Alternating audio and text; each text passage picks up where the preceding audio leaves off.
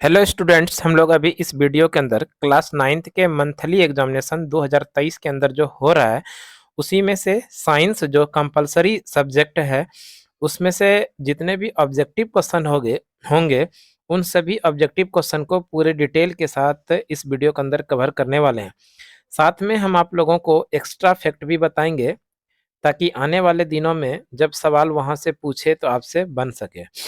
इसमें से सवाल जो आप लोग को दिया गया होगा उसमें टोटल 30 ऑब्जेक्टिव सवाल पूछा गया था। 30 में से आप लोगों को जो सॉल्व करना था वो 25 क्वेश्चन को सॉल्व करना था। वैसे हम इसमें 30 जो सवाल दिया है उन 30 सवाल का पूरा डिटेल के साथ कवर करेंगे। तो शुरू करते हैं, अंत तक बने रहिएगा दोस्तों।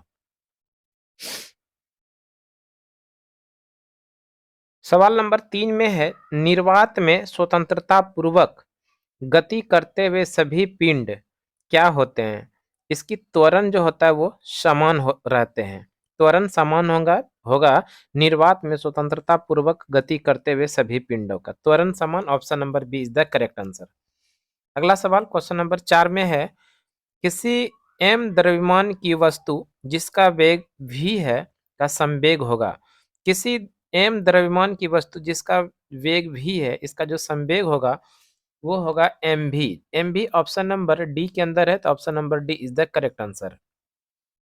अगला सवाल है क्वेश्चन नंबर 5 में, किसी गतिशील पिंड का वेग आधा करने से उसका संवेग हो जाता है। किसी गतिशील पिंड का वेग आधा करने से उसका संवेग आधा हो जाता है, तो आधा ऑप्शन नंबर ए में है। Option number a is the correct answer. अगला सवाल क्वेश्चन नंबर 6 है, जूल मात्रक है। जूल मात्रक है कार्य और ऊर्जा का। कार्य और ऊर्जा ऑप्शन नंबर ए में है। Option number a is the correct answer. Question number 7 में है, किसी गतिशील पिंड का वेग आधा करने से उसकी गतिज ऊर्जा हो जाती है। किसी गतिशील पिंड का वेग आधा करने से उसकी गतिज ऊर्जा एक चौथाई हो जाएगी। एक चौथाई ऑप्शन नंबर डी के अंदर है, तो option number D is the correct answer.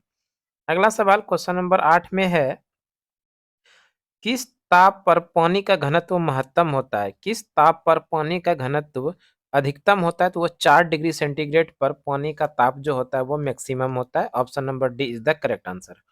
अगला क्वेश्चन क्वेश्चन नंबर 9 में है, किलोवाट घंटा किस भौतिक राशि का मात्रक है? किलोवाट घंटा किस भौतिक राशि का मात्रक है? तो ध्यान रखिएगा ये एनर्जी यानी ऊर्जा का मात्रक है।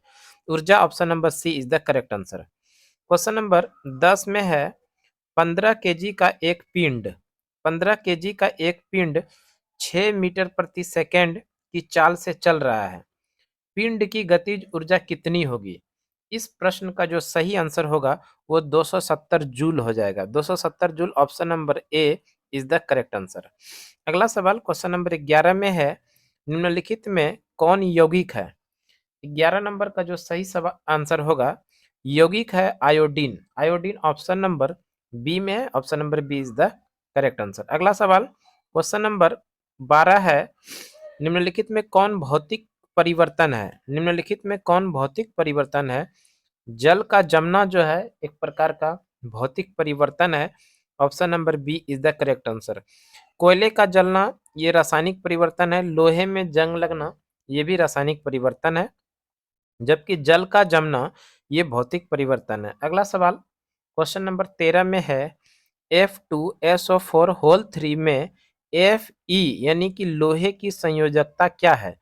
इसमें लोहे की जो संयोजकता है वो 3 है। Option number C is the correct answer. Question number 14 में है, निम्नलिखित में कौन कोबाल्ट का सही संकेत है? कोबाल्ट का जो सही संकेत है CO। Option number C is the correct answer. अगला सवाल क्वेश्चन नंबर 15 में है, मैग्नीशियम का परमाणु द्रव्यमान 24 है। 50 ग्राम मैग्नीशियम में मोलों की संख्या क्या होगा? तो इस प्रश्न का जो सही आंसर होगा वो होगा 2.08 मोल। Option number a is the correct answer. अगला सवाल क्वेश्चन नंबर 16 में है, फास्फोरस की परमाणुकता होती है। फास्फोरस की परमाणुकता 4 होती है, जो ऑप्शन नंबर डी में है। Option number D is the correct answer. Question number 17 है, किसी धातु के कार्बोनेट का अणुसूत्र M2CO3 है।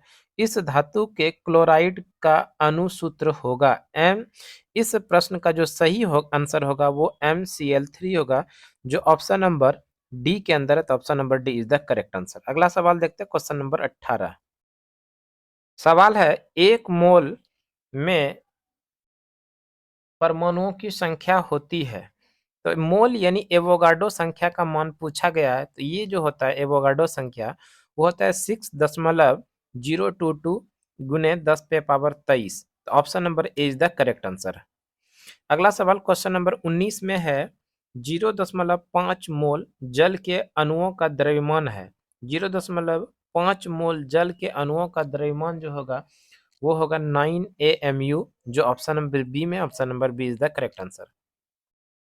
अगला सवाल क्वेश्चन नंबर 20 में है, SO2 के 6.022 गुने 10 पे पावर 23 अणुओं का द्रव्यमान क्या होगा।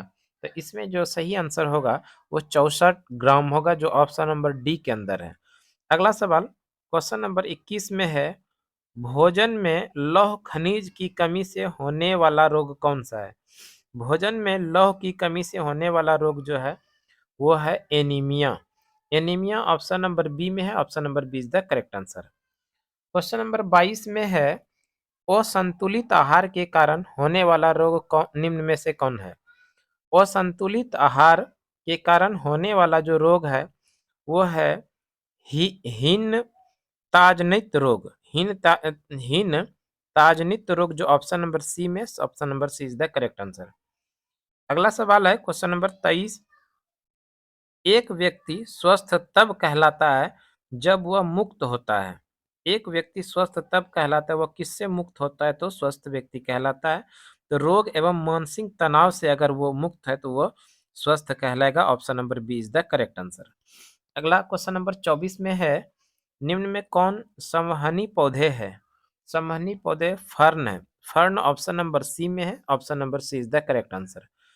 क्वेश्चन नंबर 25 में है, जीवाणुओं में निम्नलिखित में कौन नहीं पाया जाता है। जीवाणुओं में क्या नहीं पाया जाता है।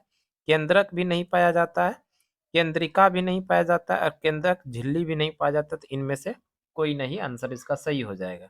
अगला सवाल है क्वेश्चन नंबर 26 में, निम्नलिखित वैज्ञानिकों में किन्हें वर्गीकी का जनक कहा जाता है। तो ध्यान रखिएगा, कैरोलस लिनियस को वर्गीकी का जनक कहा जाता है। Option number C is the correct answer.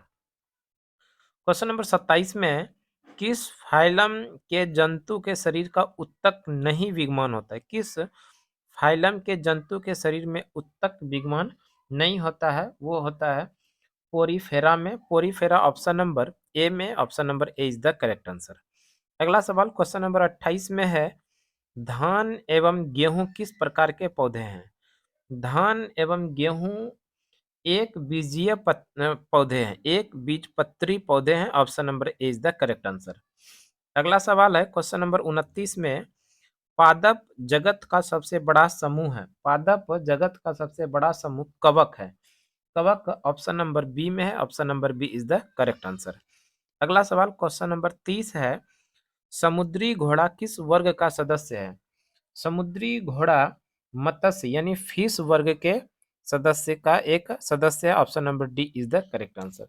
तो इस तरह से आज हम लोगों ने इस वीडियो के अंदर क्लास 9th के मंथली एग्जामिनेशन जो दिसंबर का चल रहा है, उसमें से जो साइंस कंपलसरी सब्जेक्ट था उसमें पूछे गए पूरे 300 सवाल का एक्स्ट्रा फैक्ट के साथ में हम लोग कवर किया। हमें उम्मीद है ये वीडियो आप लोगों को जरूर पसंद आएगा। तो आज के क्लास के लिए इतना ही, अगले क्लास में फिर से मिलते हैं, तब तक के लिए धन्यवाद। जय हिंद।